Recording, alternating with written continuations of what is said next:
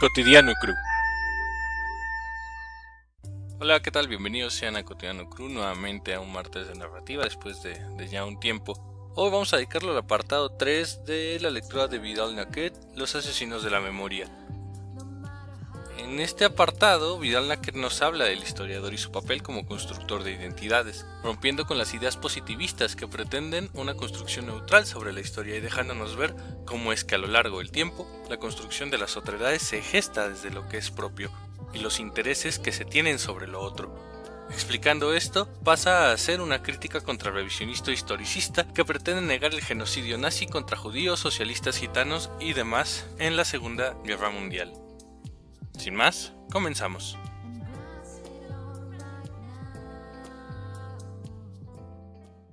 Apartado 3. Discurso, memoria, verdad. Vivimos en el estallido de la historia. La expresión figura al dorso de los libros de una célebre colección que se intitula, precisamente, Bibliothèque historique. Entre las transformaciones que, en efecto, parecen cuestionar la unidad del propio género, figura en primer término la atención prestada al discurso, no solo a las prácticas discursivas, tal como se suceden a lo largo de los siglos en el cometido que fue el de Michel Foucault, sino al discurso de quien se presentaba como el intocable dador de la verdad, el propio historiador. Cuando el griego Heródoto describe a los bárbaros, ¿qué describe en realidad sino a los griegos transformados, a los griegos invertidos? El otro se construye a partir del mismo. Uno cree leer las costumbres y las leyes de los persas y de los escitas, descubrir sus rostros, y se encuentra frente a un cuadro análogo a los del pintor barroco Arcimboldo, quien construía sus retratos con legumbres, frutas y flores. El historiador escribe, produce el lugar y el tiempo, pero está él mismo en un lugar y en un tiempo, en el centro de una nación, por ejemplo, lo cual entraña la eliminación de las otras naciones. Al escribir, no se confiaba por mucho tiempo, sino a los textos escritos, lo cual entrañaba al mismo tiempo la eliminación de lo que solo se expresa mediante lo oral o por el gesto que recoge el etnólogo. El historiador escribe, y esa escritura no es neutra ni transparente. Se modela sobre las formas literarias, o sea, sobre las figuras de la retórica. El repaso permite descubrir a unas y otras. Así en el siglo XIX, Michelet es un realista novelesco, Ranke un realista cómico, Tocqueville un realista trágico y J. Burckhardt un realista satírico. En cuanto a Marx, es un filósofo apologista de la historia, en la modalidad de la metonimia y de la sinécdoque. Que el historiador haya perdido su inocencia, que se deje tomar como objeto, que él mismo se tome como objeto, ¿quién habrá de lamentarlo?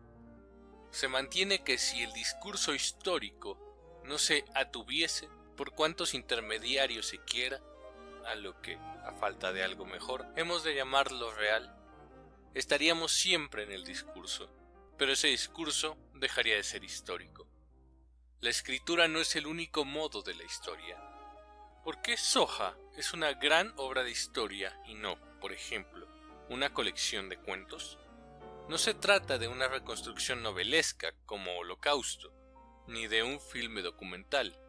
Allí se lee un solo documento de la época, concerniente a los camiones de Chelmno, sino un film en el que los hombres de hoy hablan de lo que fue ayer. Sobrevivientes judíos que se expresan en un espacio que alguna vez fue el de la muerte, mientras ruedan trenes que ya no conducen hacia las cámaras de gas. Ex-nazis que delimitan lo que fueron sus proezas, los testigos que reconstruyen un pasado que no fue sino demasiado real. Los testimonios se recortan, se confirman unos a otros en la desnudez de la palabra y de la voz. Aquí tenemos la prueba absoluta de que el historiador puede ser también un artista. En ese campo estallado del discurso histórico, ¿cómo se sitúa el intento revisionista? Su perfidia consiste precisamente en presentarse como lo que no es, como un esfuerzo por escribir y pensar la historia. No se trata de construir un relato verdadero, Tampoco se trata de revisar las pretendidas nociones de la ciencia histórica. Nada más natural que la revisión de la historia, nada más vulgar. El propio tiempo modifica la mirada no solo del historiador, sino también del simple lego. Le Bataille du Rail es un film que se presentó en 1946 como un discurso verdadero sobre la resistencia de los ferroviarios. Quien vuela a verlo en 1987 verá en él la descripción de un mundo ideal en el cual todos, desde el ingeniero hasta el lampero, se hallaban unidos para engañar al enemigo. También la historia de la deportación ha sufrido sus escorias. La mitomanía ha desempeñado su papel, lo mismo que la propaganda. A veces también cierta competencia entre no judíos y judíos, analizada en su momento por O. Wormser Migot, en la cual los primeros reivindican la igualdad en el sufrimiento con los segundos. Pero negar la historia no es revisarla. El caso Forison no es nuevo en este aspecto. Un sabio jesuita, el padre Jean Hardwin, 1646-1729, gran erudito, comenzó a negar a partir de 1690 la autenticidad de la mayor parte de las obras conservadas de la literatura griega y latina, clásica o cristiana. La Eneida de Virgilio, lo mismo que la obra de San Agustín, serían falsificaciones fabricadas en el siglo XVI por monjes heréticos. La razón de esta hipótesis, los grandes heresiarcas. Wycliffe en el siglo XIV, Lutero y Calvino en el XVI, se nutrieron en San Agustín. La desaparición de este arrastró la de Virgilio. El revisionismo progresaba al servicio de una ideología. El método de los revisionistas contemporáneos, de los negadores, ha sido analizado a menudo, como escriben Nadine Fresco y Jacques Beinach. Curiosos historiadores, en verdad, esa gente que, en lugar de empeñarse en conocer el desarrollo exacto de los acontecimientos, se intitulan jueces de las piezas de convicción, de un proceso que no tiene lugar sino porque niegan la existencia del objeto del litigio y que, a la hora del veredicto, se verán necesariamente llevados a declarar falsas todas las pruebas contrarias a la a priori de la cual no desisten. ¿Acaso no sea inútil volver sobre esos métodos y mostrar cómo Forison, ese experto en literatura, trabajaba para desrealizar el discurso? El diario El Médico SS Johann Paul Kramer, quien ejerció en Auschwitz del 30 de agosto al 18 de noviembre de 1942, no es, por cierto, como escriben los editores de Forison, el último argumento de aquellos para quienes las cámaras de gas habrían existido, sino que es un documento importante, directo, auténtico sobre esa época relativamente antigua en la historia del exterminio en Auschwitz. Solo una vez menciona Kramer directamente los gaseados, el 1 de marzo de 1943, una vez de regreso en Münster. Al ir a registrarme a la casa del zapatero Grevesmühl, vi allí un folleto del Partido Socialista de Alemania que se le había enviado, y del cual resultaba que ya habíamos liquidado a 2 millones de judíos mediante las balas o el gas. Ninguna protesta de su parte. Estaba bien situado para saberlo. En Auschwitz se expresa mediante un lenguaje semicodificado, el que reinaba en el campo en la administración SS. No habla de gaseados sino de acciones especiales. Sin embargo, no disimula su error. Auschwitz es peor que el infierno de Dante. Es el campo de la aniquilación. Es el annus mundi, es decir, el lugar donde se descargaban los excrementos del mundo. Forison ha intentado en 2 ocasiones, con diversas variantes, explicar el infierno, la aniquilación y el ano del mundo únicamente por el tifus. No obstante, Kramer explicó a la perfección su propio texto, tanto durante su proceso en Polonia como en el de Alemania Federal. Las acciones especiales eran gaseados. Acerca de la explicación de Forison, he escrito esto, que ahora repito, en el plano que les es caro, el de la exactitud filológica, de la traducción correcta. La interpretación de Forison es un contrasentido. en el plano de la moral intelectual y de la probabilidad científica, es una falsedad. Gran aficionado, no obstante, a los debates públicos, Faurisson, cuando pretendió responderme, no trató de discutir mi argumentación, estimando que ya había dicho suficiente al respecto en su Memoria en Defense, publicada en el interín. Pero dentro de su propio bando, o mejor dicho, dentro de su propia secta, y he tenido más de una prueba de ello, no todo el mundo razona así. Por ejemplo, el cándido Jean-Gabriel Cohn-Bendit, quien, contrariamente a sus amigos, se proclama exterminacionista, pero no cree en la existencia de las cámaras de gas. Lo esencial de su intervención se centra en el significado de la palabra Sonderaktion, acción especial, que se interpreta normalmente como que designa la selección para las cámaras de gas, interpretación tanto más natural cuanto que es la dada por el propio Kremer. He aquí, por ejemplo, la nota del 12 de octubre de 1942, en el texto alemán y en la traducción literalmente correcta, palabra más, palabra menos, de Faurisson. Segunda vacunación preventiva contra el tifus. Enseguida, durante al atardecer, intensa reacción general, fiebre. A pesar de ello, durante la noche, asistía aún a una acción especial sobre gente proveniente de Holanda, 1600 personas. Escenas aterradoras delante del último búnker, Hostler. Esta fue la 10ª acción especial. Para J y G. Cohn-Bendit, la palabra esencial es aus, fuera de. Interpreta Eins Sonderaktion aus Holland como un contingente proveniente de Holanda. Y es esta palabrita lo que le permite justificar a Faurisson y a su protector Chomsky. Esta Sonderaktion no tendría relación alguna con las cámaras de gas, pero entonces, ¿por qué es necesario estar presente ante un contingente?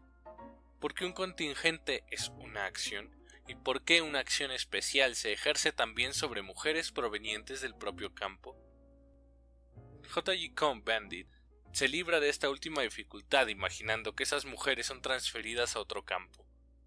Pero ¿por qué razón transfería a mujeres llegadas a la caquexia, que tal era el sentido de la palabra, musulmanes, que utiliza Kremer, hacia otro lager, campo, cuando la lógica de la matanza final es coherente? Así se hunde la interpretación de J.G. Cohn-Bendit. Pero lo interesante es que Faurisson se adhirió a esta interpretación, muy diferente a la suya. Antaño, las cosmologías se preocupaban por salvar los fenómenos, por explicar, por ejemplo, el movimiento aparente del Sol. Los revisionistas, de buena gana, materialistas de pacotilla, se ocupan de salvar los no fenómenos. No importa cuál interpretación sea buena, con tal de que niegue, se hallan en el reino del discurso vacío. Este es exactamente el mismo problema que fuera suscitado por la tesis del doctorado universitario, defendida en Nantes el 15 de junio de 1985 por Henry Rogues, sobre las confesiones de Kurt Gerstein. La intención del autor de la tesis, ingeniero agrónomo retirado, militante de la extrema derecha antisemita, discípulo de Faurisson, más que de los profesores que dirigieron y juzgaron su tesis, fue expuesta con él con perfecta claridad el día de su defensa. Céline, nuestro gran Louis Ferdinand Céline, halló un adjetivo magnífico para calificar las cámaras de gas. En correspondencia de posguerra, tal vez dirigida a Albert Porras, habló de las mágicas cámaras de gas. En efecto, para penetrar en el mundo de las cámaras de gas hacía falta un maestro mago, y Gerstein hizo perfectamente ese trabajo. Con él y también con otros, las cámaras de gas se tornaron inmateriales y ejercieron un poder de atracción que crecía con su inmaterialidad. He intentado contribuir a romper ese círculo mágico.